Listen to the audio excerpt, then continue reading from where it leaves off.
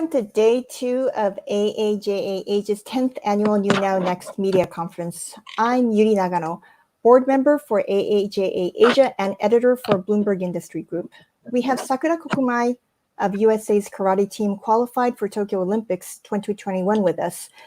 She'll be sharing her story on diversity. And first, we'd like to take a look at her karate moves in a short video.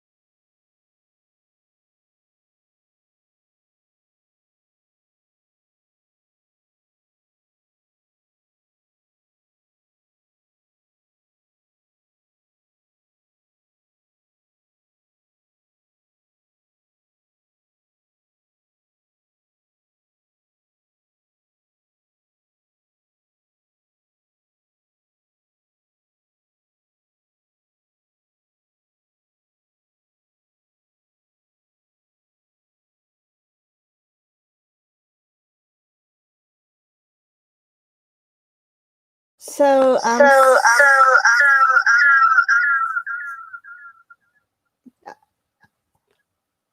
I hear feedback.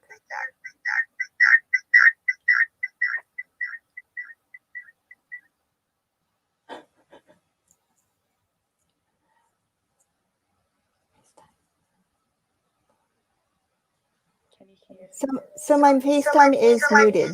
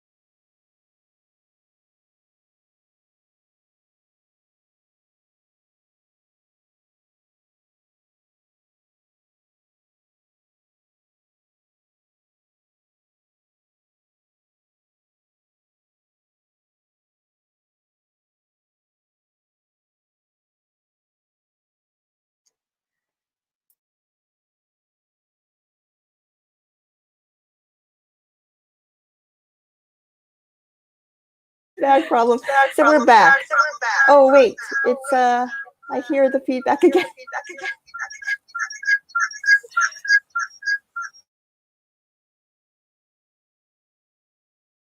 Oh gosh. Sakura's voice is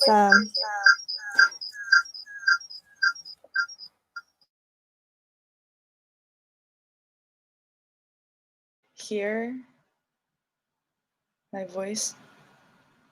You can. Okay, I cannot hear you, so I'm just gonna go off by the nod because I cannot hear anything right now.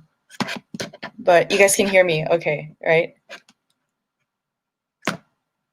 Okay, so I guess I'll just like speak. Again, hello everybody. My name is Sakura Kokumai, Team USA karate athlete, currently training for Tokyo 2021 Olympics. Again, thank you for having me at this very first digital conference. I know that we already had a hiccup already starting this, but I'm very happy and excited to be here to share my story and through this very unique time that we are all in right now. I guess since we're also running out of time too, I'll start with how I started and what my journey was like training leading up to the Olympics. So I started karate at the age of 7. I was born and raised in Honolulu, Hawaii, and my mom basically enrolled me into a YMCA karate class. It was nobody in my family did karate before, so probably just my cousins, but she basically signed me up, saw me enjoy practicing karate, just running around and punching, and from YMCA I moved to a karate dojo, and that's where my passion grew. I was very fortunate to be surrounded by amazing athletes who were world champions and who are currently training and competing right now too. So I was very lucky to be surrounded by amazing instructors and friends. So from there, I kept training and I made the team at the age of 14. I made the junior Team USA team and I competed in my first international competition. It was definitely one of the biggest unique experience that I've had, and that competition changed my life. Ever since I was 14, I kept going back to train, to compete, and I've been on this team ever since. Throughout this process, though, I was traveling back and forth between Hawaii and Japan. My parents were very, they wanted me to experience both cultures and also wanted me to get the best training that I could in Japan. So living this lifestyle of back and forth as a young kid, I was a very confused kid growing up. I wasn't sure where I belonged. And at a very young age, I realized that I was just different. As I felt that the most when I was actually in Japan too, mostly when I was in Japan. But karate being a martial art that originated from Japan, it really gave me an advantage in my karate life because I was able to train with one of the best. Growing up, I looked up to, and also being in Hawaii, most of the athletes who I looked up to were Asian Americans. And I didn't even think much about it until very recently that I was very fortunate to be surrounded by these people. I was practicing karate just to be like them. It wasn't coming from me wanting to be a world champion or wanting to compete at the Olympics, because at that time we were never in the Olympics.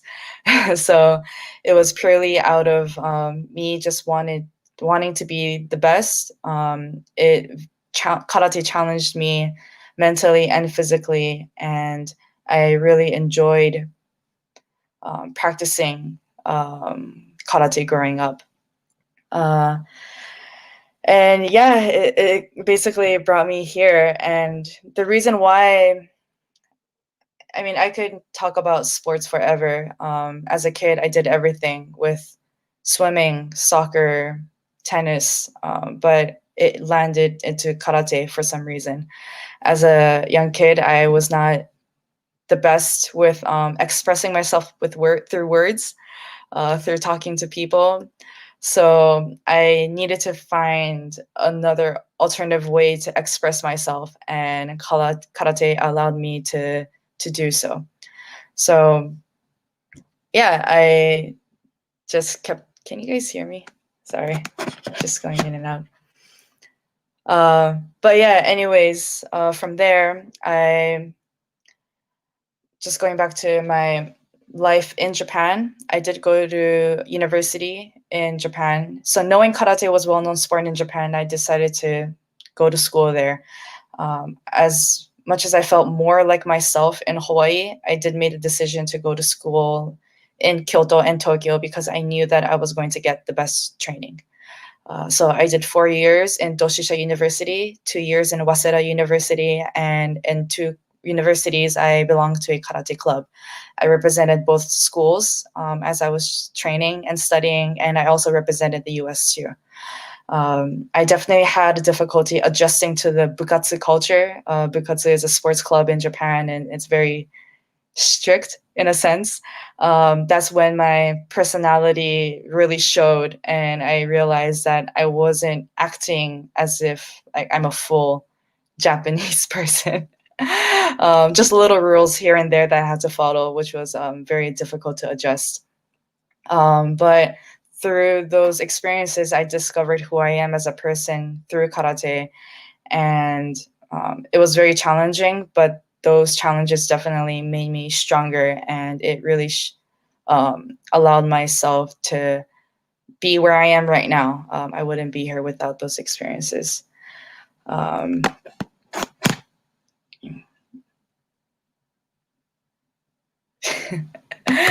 Okay, so talking about the Olympics, this is the first time karate is part of the Olympic Games. And when they announced it, I was in Tokyo. I was very excited, but at the same time, it took time for me to process because, you know, as karate athletes, we didn't really grow up dreaming about competing at the games because it was never in it. But when it got announced, my goals changed. I had to make certain changes in my lifestyle, my training, environment, just everything in general, so that I can be in the best position to chase that dream and to qualify for the Olympics. Now that the Olympics being postponed, I had to make another adjustment for training. I do a lot of online training, which I was not doing before. Less social time for sure because we're not able to go out, but I'm definitely excited again to be able to train. Just, even if it's for a year, it gives me more time to work on my craft and to fix things that I wanted to fix during this time. So I know for certain that my kata performance will get better, and I would love to see how my kata changes over time, and want to use this opportunity to show the world what karate is, because it has definitely made a huge difference in my life, and I'm pretty sure a lot of the other karatekas around the world. So yeah, it's basically a quick summary of the story.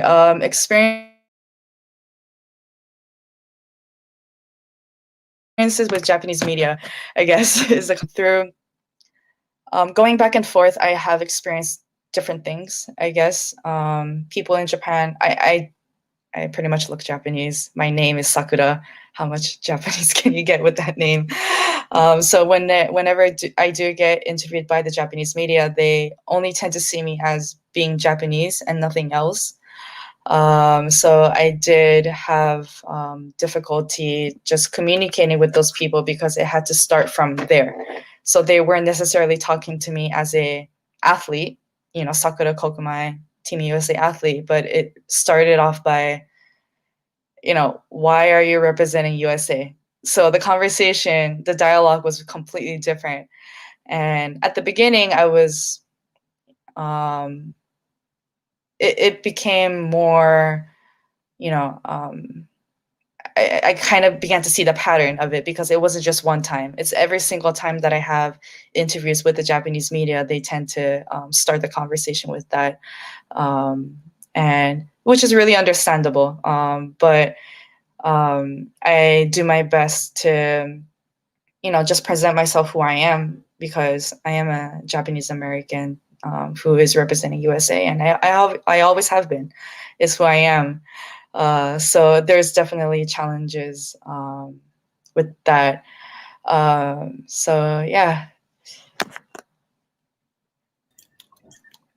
Thank you, Sakura-san. That's a very interesting story, and especially given the fact that AAJA's mission is to promote diversity in face of adversity. So we really are inspired by your story. And at this point, we're going to move to our main panel to include other journalists. And want to welcome everyone again to our first ever panel on sports journalism, and crossing over to esports. My name is Joe Pan. I'm the head of partnerships for AAJA-Asia, and I'm also the head of studio for Forecast News. As someone who loves sports and have done sports marketing for a number of years, it's my absolute pleasure to introduce our speakers. We have two veteran sports journalists. Both have done reporting in the field and editing of over 20 plus years with major news organizations, and their career footprints have covered the world, including Middle East, Americas, Asia, Oceania, and they are Steve Wei of AP, the Associated Press, Noah Prentice of South China Morning Post. Between them, they have covered most of the major games from the Olympics to championships of all types.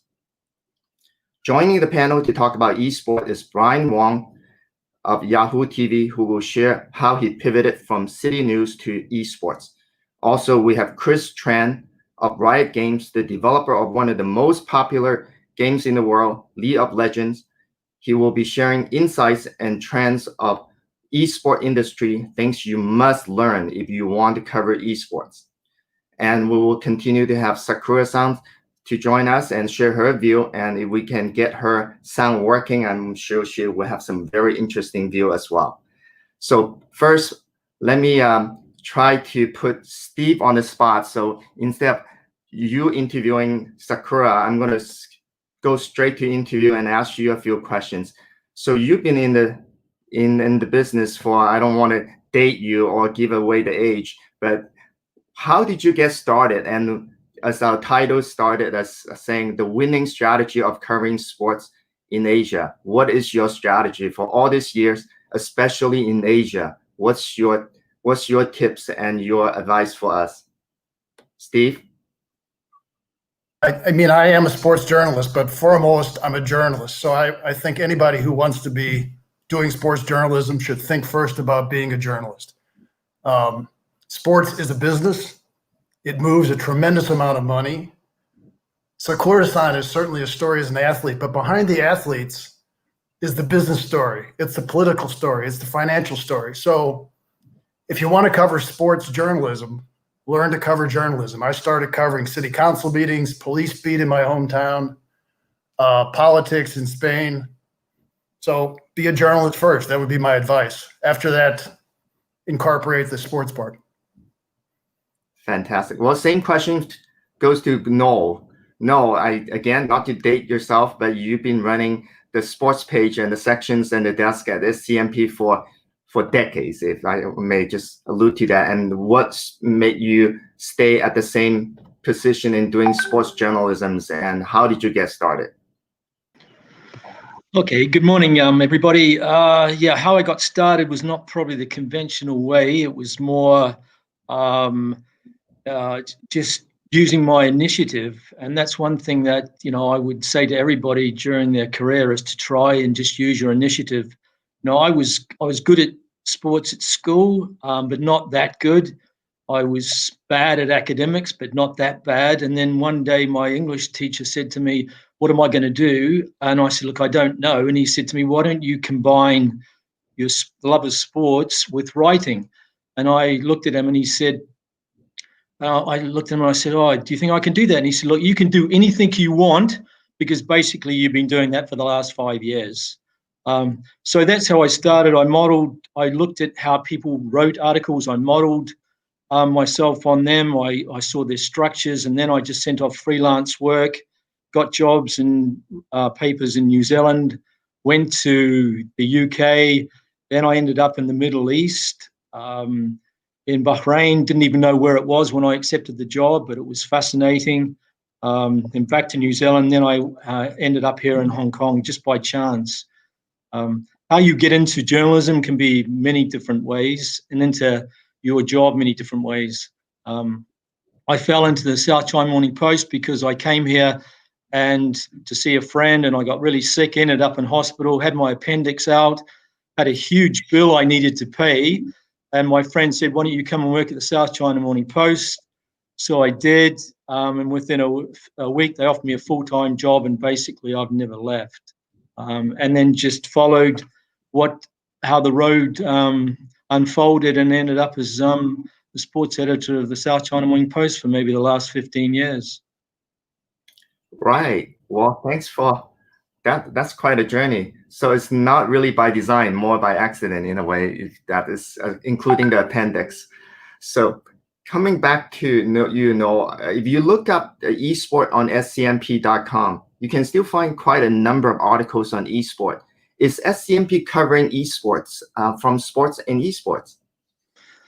Yeah, interesting question, actually. About 4 or 5 years ago, we jumped on the bandwagon. You throw an E in front of a word and everybody gets really excited by it, thinks they're going to make a whole lot of money. So we looked at it, and I actually tried to immerse myself in the esport world. I went on Twitch, I watched League of Legends, tried to understand what commentators were saying, went to meet the teams here. So then I realized that I might be out of my depth here a bit, so I employed somebody to actually write esports. We had some success in the beginning because you do all the sort of sexy stories around it, and people read it, and we got good numbers. But then we saw that it started to trail off, and then the government launched an esport festival here, which coincided with the 20th anniversary of the return to the motherland. And then, they were jumping on the bandwagon, but then they didn't do it very well either. So it sort of trailed off. And then when Alibaba took us over, invested a whole lot of money, we created a whole lot of verticals. One of them was Abacus, and that looked at esports in a lot more depth. Guys were on Twitch, they were playing games, they were writing a whole lot of stuff. And that went on for quite a while, but that sort of lost its momentum, and it's very, very difficult to sustain. So at the moment, we're just in sort of a holding pattern, doing stories that relate around esports, whether it's finance, business, but not so much the nitty gritty of it, which obviously Twitch and other digital platforms, they monopolize it. Great. Thank you for that. Well, it's a good way to get into esport now. I would like to bring on Brian, and talking about esports. So you definitely also follow that journalist path to sports journalism. And so tell us how you pivot and transitions, and also comment on the fact that from a traditional organizations or news organization, how both they can cover news and esports. And tell us your experience, Brian. Thanks, Drew. Morning, everyone. So I came from also a traditional journalism sort of background.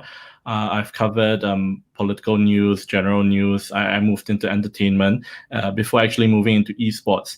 Now, esports for us was for my company. We entered esports with the approach that we wanted to cater to a younger audience as well, and I think esports is very popular with the younger crowd, and it's definitely something that we have seen and we have noticed. And I think moving to esports was a very how should I put it? A very interesting experience for me. I think because early on in my career, I started out as a more of an online journalist. So I was working on Straits Times Online. We had a lot of coverage in terms of it was more like curating content as well.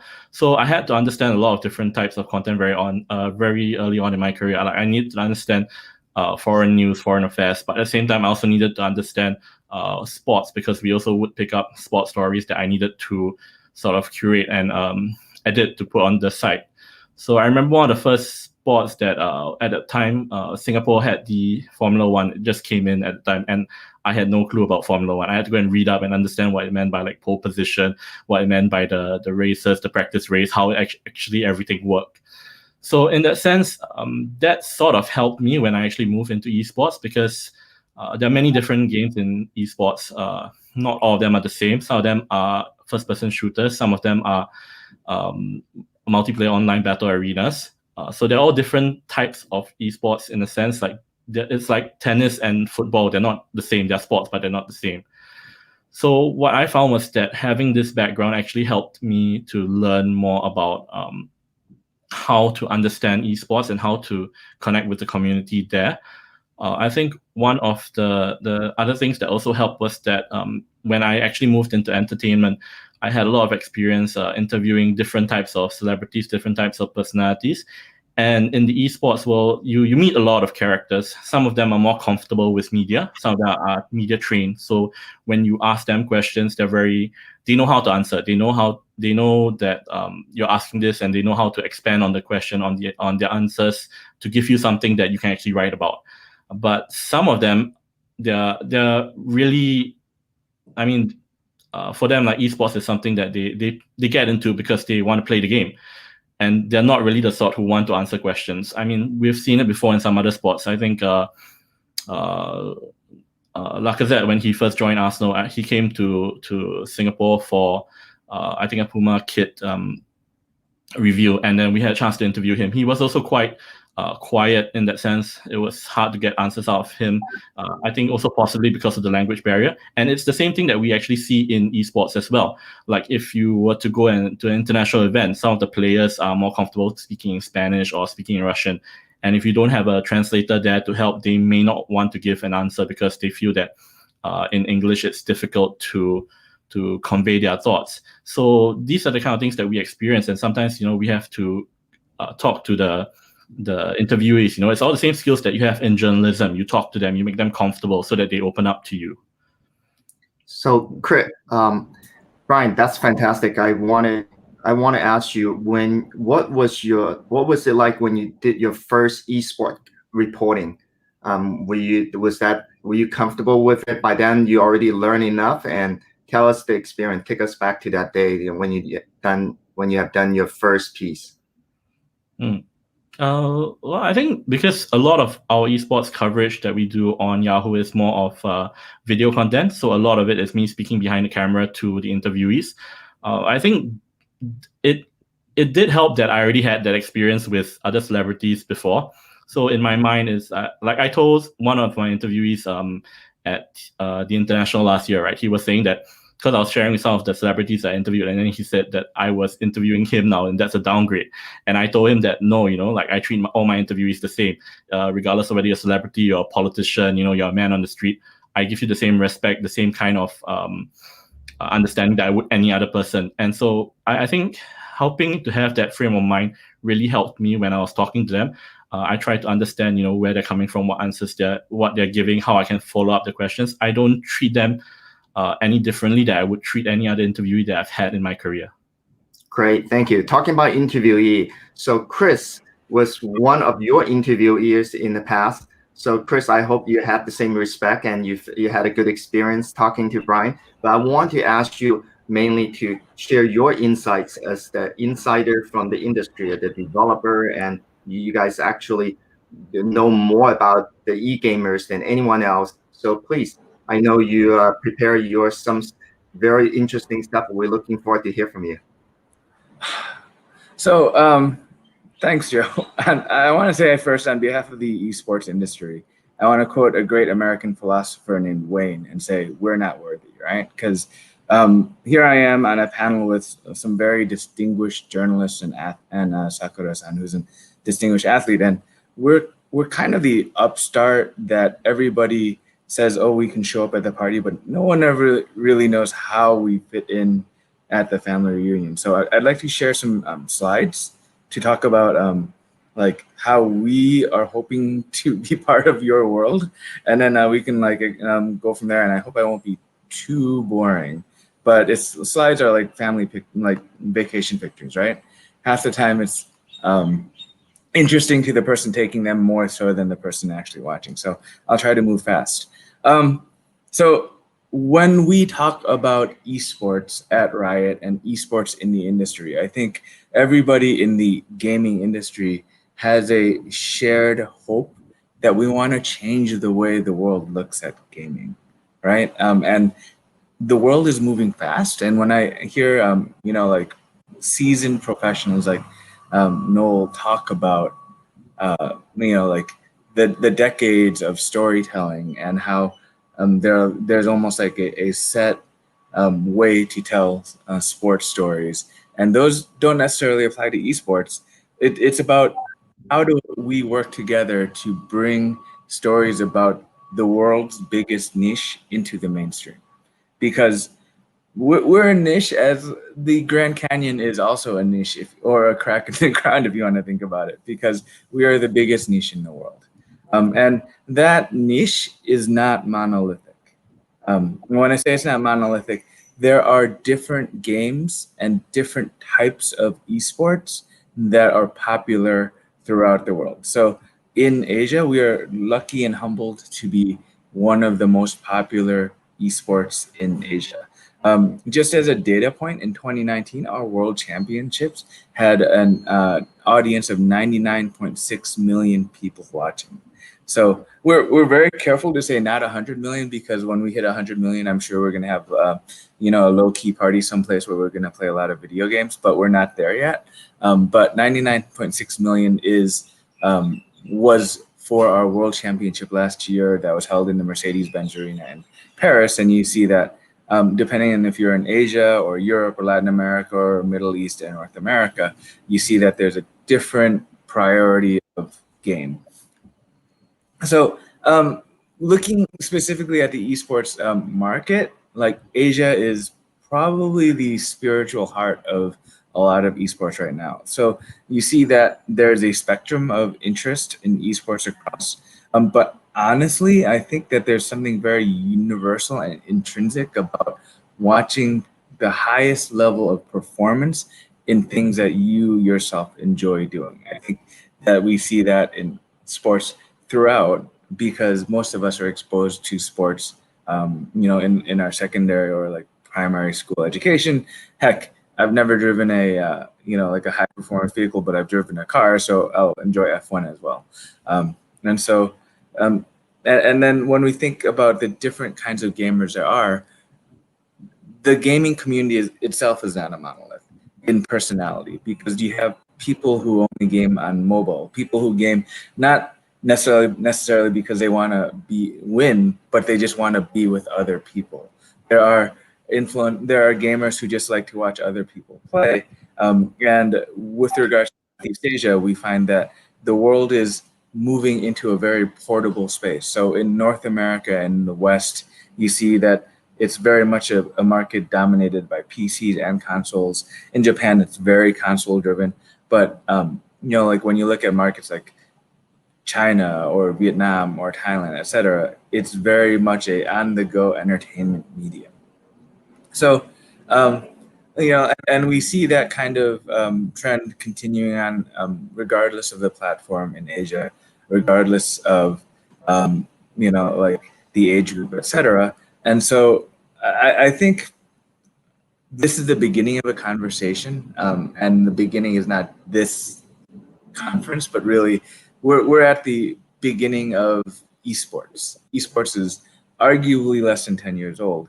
And I think I don't particularly have a slide here, so I'm just going to riff off of it for a moment, which is that when we talk to, you know, like journalists, I think we need to like help journalists understand the various business models of the gaming industry itself. We want to talk about how it's really a journey, and that we're at the beginning of the journey, because it's a little bit hard for us to live up to the expectations to be like as professional and polished as like the NBA or the EPL. And we look up to all of these really, really storied and well-articulated competitive formats and scenes with awe, right? We are awestruck by what all of these, great organizations have been able to do. And we are trying to learn and also trying to adapt. And in a lot of different ways, we're trying to invent things that other formats can't do. Luckily, Riot Games, we've won our third sports Emmy for our World Championships, and we'll continue to innovate and delight our hundreds of millions of fans out there. So I hope I didn't bore people with too much, but this concludes the first part of my TED Talk. Okay, thank you, Chris. We look forward to especially getting the tips, because we did tell the audience that you're going to give the tips for covering esports. So I want to go back actually now to Sakura-san. Now, you're a age, we already know that you're 27, and that's actually, according to Chris's demographic profile of the e-gamers, that's on the high end of that group, but you are in the age of the e-gamers that are popular among your peers. So tell me, what do you know about e-game? And then I'm going to go ask Steve then to bring him in about potentially about Olympics and e-games. So tell me about what you know about esports.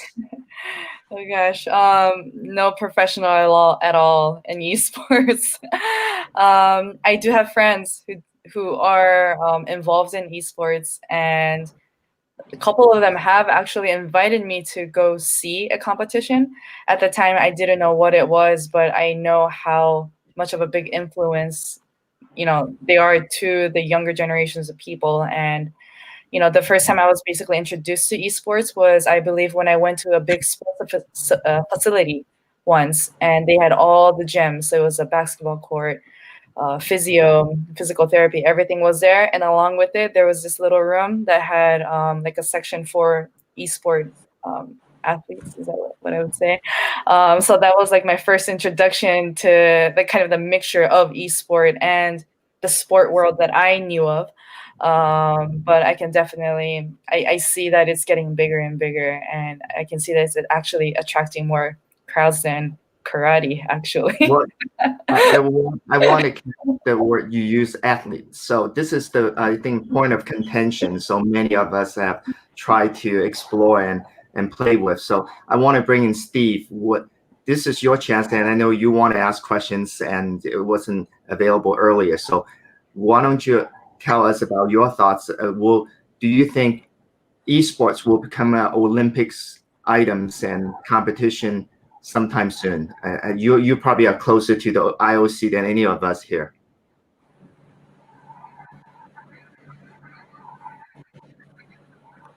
Steve, you need to unmute yourself. So you can figure out a way to make money out of it. They will probably not care if you're athletes or not, if they can financially make it work. I think Thomas Bach, the IOC president, held a conference last year sometime with all the gamers. They're interested in having contact. How exactly that would work in the Olympic Games, I don't know. They might set up an alternative Olympic Games, an alternative e-games. But definitely, if there's money to be made, remember the IOC moves about $6 billion every four-year cycle. So if they can augment their income and figure out a way to do it and bridge the gap between what's a sport and what's not, what's a game and not, it'll probably happen sometime. I have no idea when. I think one of the problems is that the gamers don't have any one governing body that runs the show. If you have karate, you have the World Karate Association. If it's football, it's FIFA. Apparently, e-gamers don't have any one body that governs them. So that's one of the IOC's problems, perhaps. Also, I think Thomas Bach talked about the violence in e-games. He said, we can't have any sport. We can't have anything in the Olympics that's violent, which is interesting since Thomas Bach was a fencer in Montreal, won a gold medal in fencing, which could be conceived as sort of a violent game tamed down. Now, the bottom line is that the IOC can make some money out of it. They'd probably like to have you guys in because you bring an audience that's very young, which is what we're dying to have. A lot of the IOC Olympic events attract an older body of fans. Thank We you, definitely Steve. need some younger blood. Before I move on to the next question, I want to give more of a housekeeping. For those who are watching, if you have any questions, please do post them on Facebook, and we will get to it in a few minutes. We hope to hear from you, and also we would love to have the panel here to address some of the urgent questions you may have about getting into sports journalism. So let me ask Brian, what do you think? What do you see the general sentiment of the esports folks, and from the developers to the actual celebrities, if you can call them, for the esport superstars? They actually eager or pushing and as a concerted effort in trying to make it to the Olympics? Have you heard anything from your end? I think there are definitely some vested parties who are like trying to get the esports into the Olympics. I think we've already seen that with the SEA Games in Southeast Asia. So that's it is a sporting event that had an esports element on that. In terms of the players, I think, and the athletes, I think that is something that is it is interesting to them. I mean, the ones that I've spoken to, they do want to represent their country. But I think you're going to face the same things that a lot of other sports face with international competitions, because the teams that compete in the top tier esports competitions are made out of individuals from different countries. They're not all from like one country. Most of them, like even in China, the people playing in the China leagues, some of them are from other regions. And you're going to see, like, if you hold your esports or your Olympics at a certain time, is the team going to release these players to play in it? Because for esports athletes, they have a very strict training regimen. Like they have to play against other teams in for this amount of time. They have to focus. They have to talk about strategy. They don't want to review their players or their strategies or the kind of characters that they will pick in game, the kind of the kind of strategies that they have in game to other teams ahead of these major tournaments. So I think that's going to be one of the challenges that we'll be seeing. I'm sure Chris has some other ideas on this as well. I have ideas that I can talk about, and there are ideas that I can just smile about, right? So at the end of the day, I think back to the point where people want to be recognized for their hard work, right? And people honestly feel very strongly about their nations, and our athletes, and I do use the word athlete, want to represent their countries. And I'm harking back to the Asian Games, which happened 4 years ago in Jakarta. And when China won the League of Legends event, it was an exhibition event, so I don't know if I can say that was the gold medal, but when Yao Ming watched that event, and Yao Ming came up and had a photo with the representative team from China, that was absolutely meaningful to not just the players, but also to all gamers in China, right? So it's something that is really impactful and that we want to be part of. But I also think that, to Brian's point, because we're so young and we didn't believe that we could be part of the Olympics, our competitive schedule is very, very full. And we're really busy out there just creating, new tournaments and matches and experiences week in, week out, weekend in, week out. I don't know if you call, but regardless, it's like there's not a lot of time to fit ourselves into the schedule for these events. We've been in the Asian Games once, and we've been in the SEA Games. Esports has been in the SEA Games at least once and is planned to be part of the SEA Games next year in Vietnam as well. So we continue to engage when we can, and the Asian Games and the SEA Games are organized by the National Olympic Committees of the related countries. So I think that esports being part of the Olympics is not a question of if, but a question of when. And it's like a ongoing negotiation about how to fit our competitive schedule in with what's out there. Plus, of course, getting the permission of all of the other organizations, et cetera, right? Like the world is both flat, but also collaborative. So we're all working together to just showcase performance and like great competitive effort. On that note, I want to bring Noel to the conversations now, specifically on Asia. Here in Asia, you've been covering sports, and on the esport, you actually went and visited Shanghai, this new stadium, the state-of-art stadiums. What do you think is the future of sports and sports journalism in Asia? Would there be a convergence, and SCMP will we try again for the esports and relaunch your effort again and doing both? So what's the outlook? Yeah, that's another very good question. I think we're all still debating whether esports, is it a sport or isn't it a sport? Are they athletes or are they not athletes? But then again, you could apply that to a lot of other sports that are that operate also in a parallel universe to mainstream and traditional sports. The Olympics going to have mountaineering and surfing, and they certainly haven't gone through Asian Games or any other traditional games to get to the Olympics. How long it would take for esports to get in the Olympics, look, I don't know. And as Steve has touched on, if it's $2 billion into the coffers of the IOC, well, they'll do anything, to get it in. But they have issues, of course, with the games itself, of how violent they are. And Thomas Bach has gone on record saying that, he would not allow games that have so much violence. They're talking about the Asian Games when it was a demonstration sport there, and very, very successful. But then that movement didn't translate into the next Asian Games, which is in Hangzhou.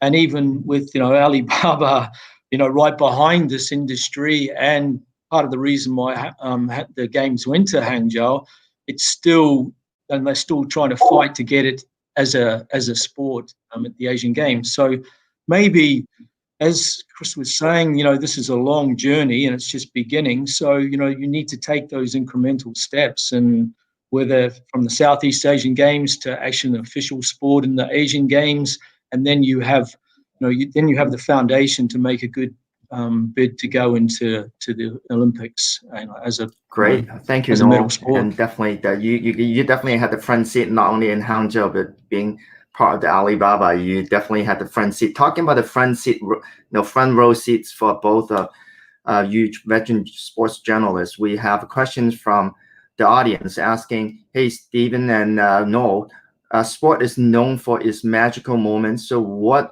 were some of the magical moments that got you screaming and crying? Your experience on the sports beat, please. Steve, you take a shot at it. You need to unmute yourself. My memory's short, so I'll go back to Rio de Janeiro probably. The Rio Olympics were a complete mess, a complete disaster.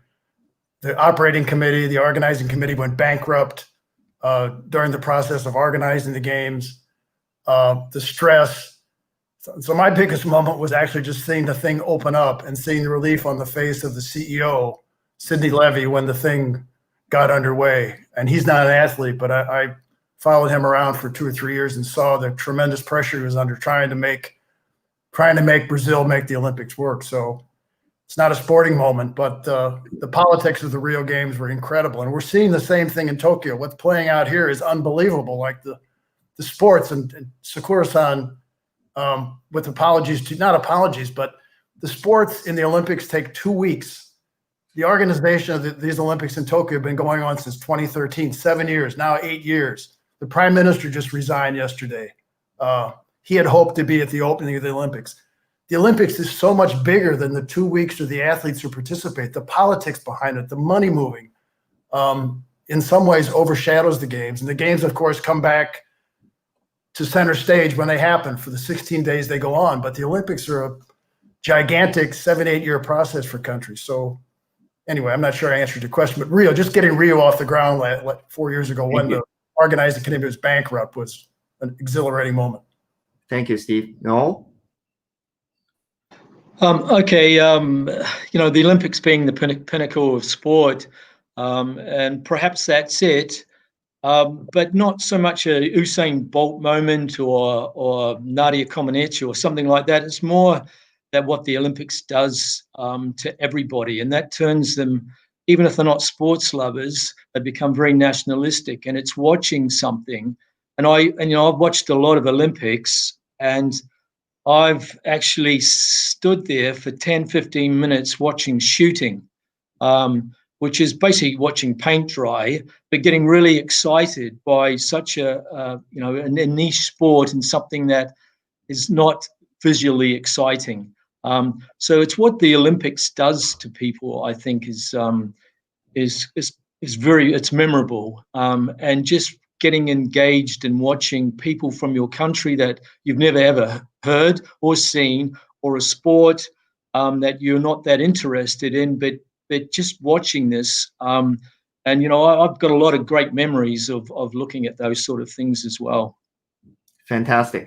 Well, I know, Steve, you've been wanting to ask Sakura some questions. Now her son is working fine. So would you like to ask your questions to her? And now this is your missing 2020 Olympian question there.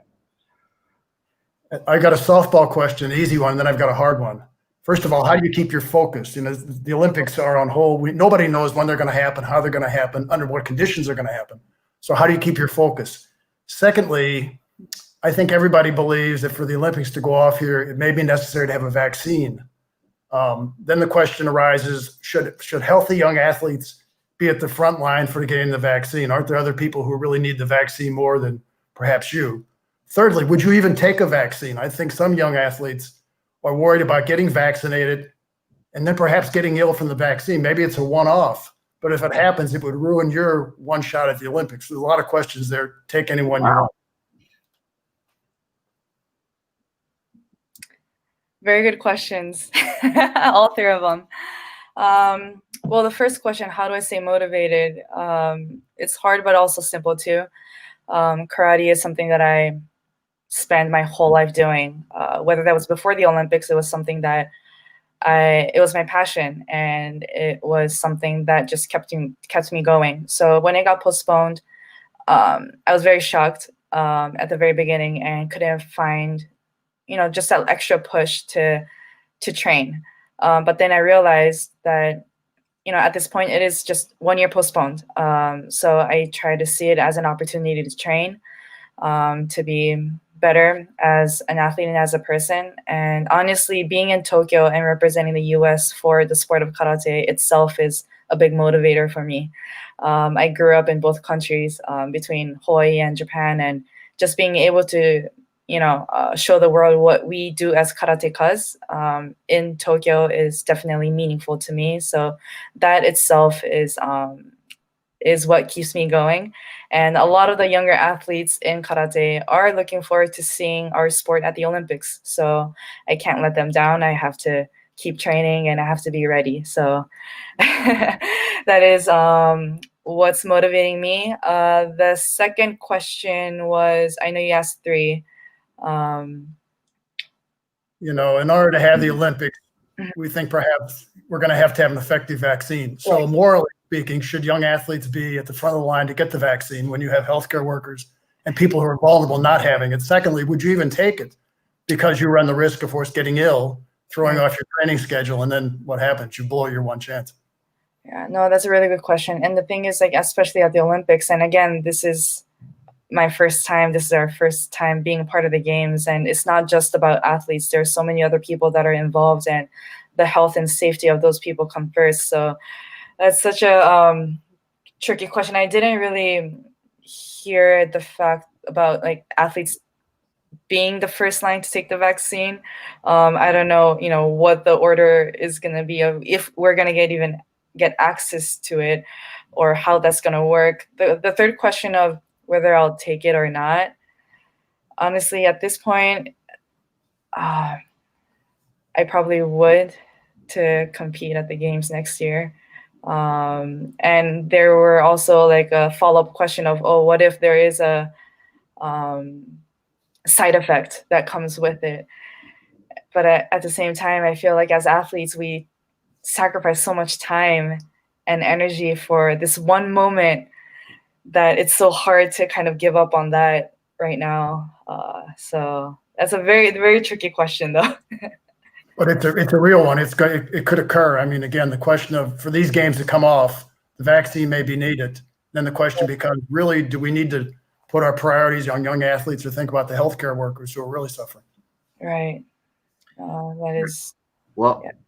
folks, we're coming to the last segment of our panel discussion on Q&A. So I'm going to put up more questions, and then I'm going to come back to Chris for your tips for journalists. So the questions we have early on, we have questions from the audience on, this is for Chris and Brian. What needs to change for esports to obtain mainstream acceptance? And is marketing pivot from esports leads teams or change in public perception? Brian, I'll start, and then you can tell me how I'm wrong. Cool. No, I'm joking. I have the greatest respect for Brian and everything he does. I think esports needs help from people like Steve and Noel, right? And it's essentially the like, we are the biggest niche in the world. We are where entertainment and technology meet, right? And so when you think of technology, you think of all the stories about technology, about the new innovation in businesses and how technology changes people's lives, right? And when you think of entertainment, you think of all of the ways that people make us laugh, cry, bring moments of delight in these periods of darkness that we have right now, in honestly, hopefully once in a lifetime experience, and God willing, we'll see the back end of 2020 soon enough. So you think about the place where these two things overlap. Of course, you're going to have a multi-billion-dollar industry that is bigger than the music industry, right? Of course, you're going to touch like hundreds of millions, if not billions, of lives and entertain them and delight them. Yet, in a world where the economics in America, where a professional MLS Major League Soccer player makes an average of $233,000 a year, and an esports player makes $250,000 a year, we're not accepted as a serious sport or pursuit.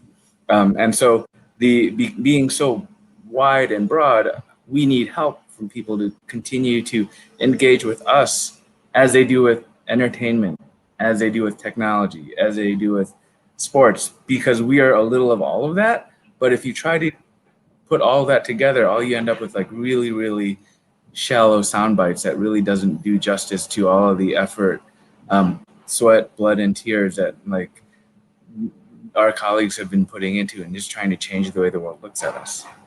So Brian, I hope I didn't say anything too wrong. So.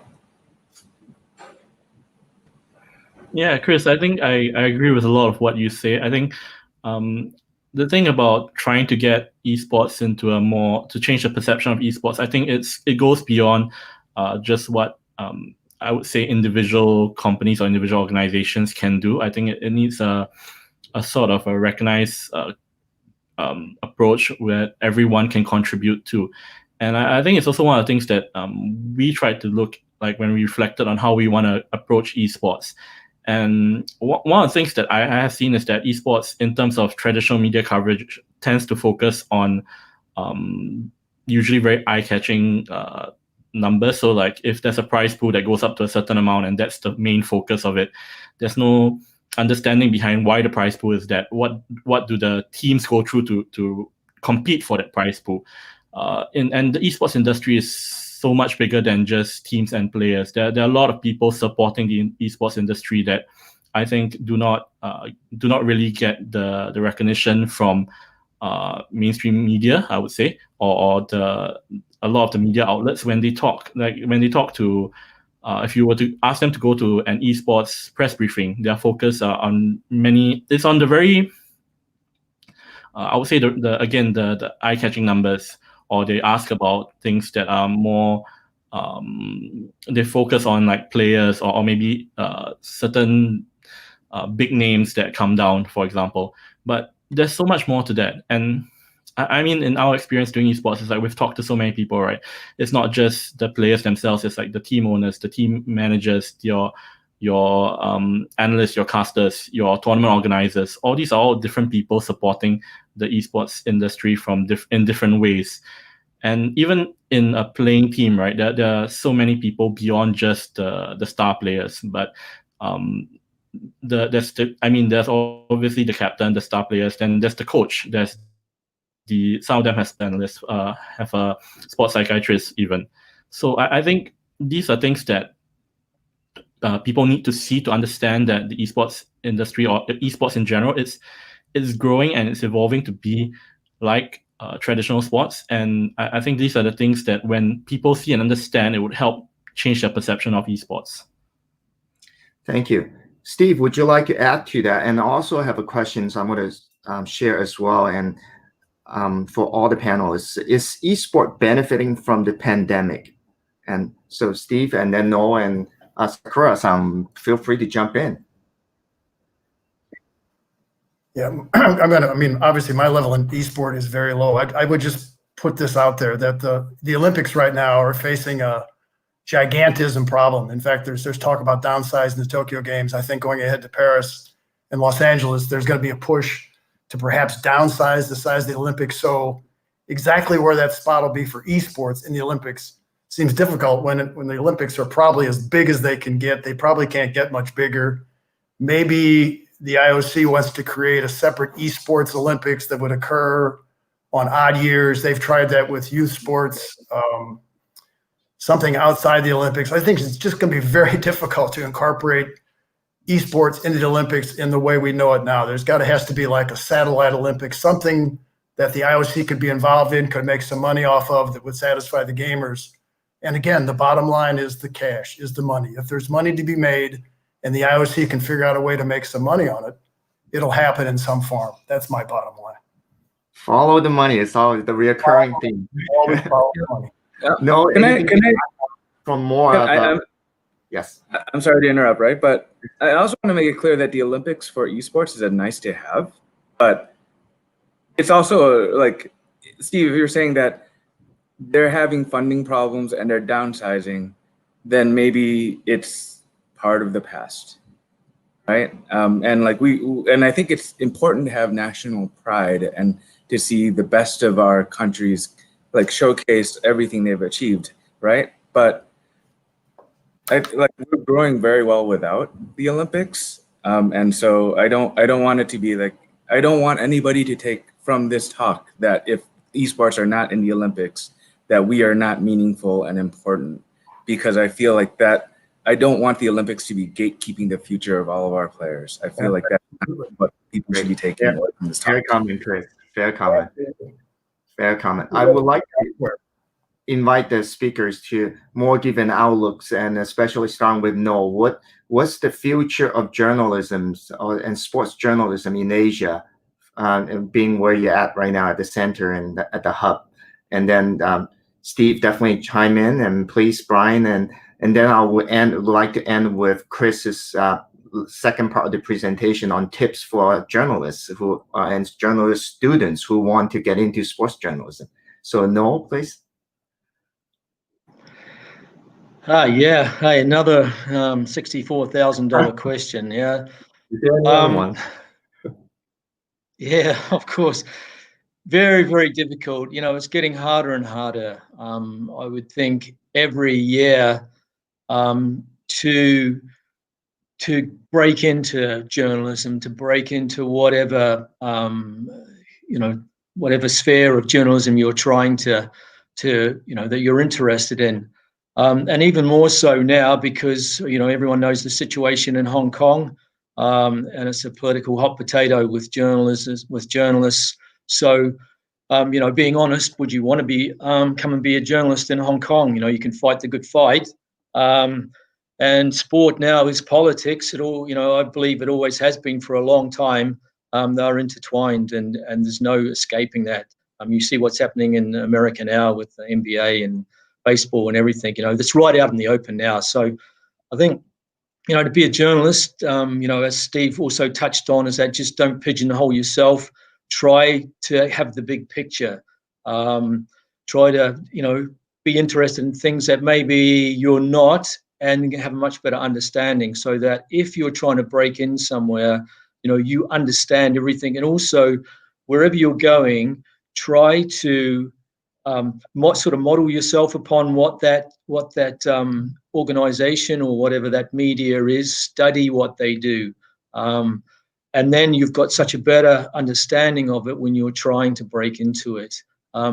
They're just not going to employ you because you speak 3 languages and from an Ivy League college anymore. You really need to show the initiative to be able to impress, your future employees.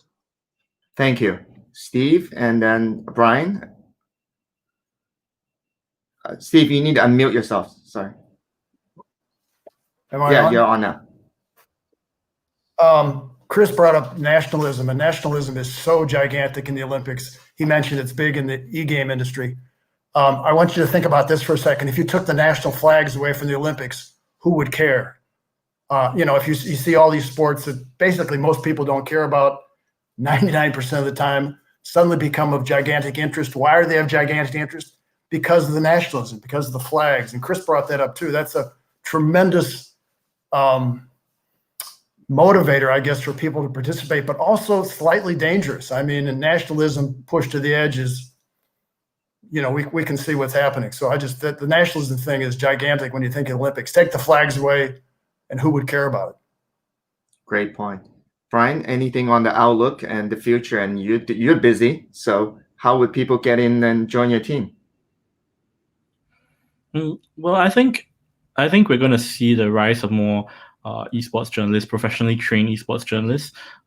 We've had the experience of running some esports journalism workshop for interested individuals in Singapore. And what I've noticed is that a lot of people tend to come in from a journalism background, like some journalism students. So when they come in, we try to give them the basics of journalism, understanding your news, understanding how you craft a story, how understanding how you craft a lead, and then, go into interviewing, how you interview your interviewees, and making contacts, all these kind of things. And I think all these things are very important to even an esports journalist. I think I agree with Noah and Steve, like all this traditional journalism background that you have can translate and actually benefit an esports journalist. Now, I think one of the things that we didn't get to address was about the pandemic and whether it was affecting, how it was benefiting or not benefiting esports. I think one of the things that I would encourage aspiring esports journalists or those who want to break into esports to do is to actually go see a live event if it was possible. And I will tell you that being there in the stadium, surrounded by fans of different teams, hearing them cheer, hearing them watch the match, the way they react, it's very similar to being in a sports stadium, like when you're watching a football match. I mean, I've been to both types, so I sort of get the same kind of feeling. And I think with that sort of understanding, it helps for a journalist to also understand what esports means to fans, to communities, because I think these are also very important players within the esports industry as a whole. Great. Thank you. Well, we'd like to wrap up with Chris sharing your tips, and you have the next 3 minutes, please. Thank you. Okay. As you know, I'm not very good at speaking fast. So I think great journalism is where passion and craft meet, right? And when I hear Noel and Steven and Brian speak, it's clear that there's a lot of craft and a lot of passion in what they do. And when people think about journalism in esports, it's like, how do you find the passion in like the technology and the innovation in the gaming industry? Because we have been at the forefront of different business models, like free-to-play games with microtransactions, using games as a service, subscription, like pivoting things that you buy to a subscription-based model, et cetera, et cetera. And part of that new ecosystem and new economy is how different companies interact with each other. Like you have game developers like Riot that are pushing, that are working with like publishers like Apple and Google with their Play Store and their iTunes Store, et cetera, and how these relationships change over time and are really just trying to understand how best to work with each other. And of course, part of that is best equals how do I make more money than the other guy. But we see that playing out right now with what's happening in America with Epic Games, for instance. And then also finding the passion in that there are dozens of different kinds of games, and which means that there are hundreds of different games out there, and finding what niche like calls to your particular passion, because that passion will make you be more emotionally invested and make it easier for you to apply your craft to surprise and delight your readers. Like at Riot, what we always like, one of our biggest mission statements or our core vision or mission is we want to be the most player-focused company in the world. And I believe that every journalist actually wants to serve the reader like we want to serve our player, because that's the virtuous cycle, right? And that virtuous cycle where like serving the reader and serving the player really dovetail together is to clear up any misconceptions that people have about esports, and honestly, like showcasing like how we are similar and how we are different, and how everybody is in it together to shift, change, and like evolve under this, you know, massive exogenous stress which we are living through today. And God willing, it will be behind us very, very soon. Great. Well, with that, we would like to thank the panelists, and what an interesting, inspirational talk we have. And best of luck to you, Sakura-san, with your trainings. And we look forward to seeing your performance and competitions on paper, on digital, on TV, on broadcast, and everywhere. So thank you again. And please look for our next sessions. And we do have networking breaks at our break room. And by all means, get in touch with our speakers. And like Brian's running workshops in Singapore, and we definitely, you know, Steve will continue to, and Noel will continue to be seen at the front row seats for those major games and championships. So get on, and thank you so much. And again, best of luck to all of you. Bye-bye.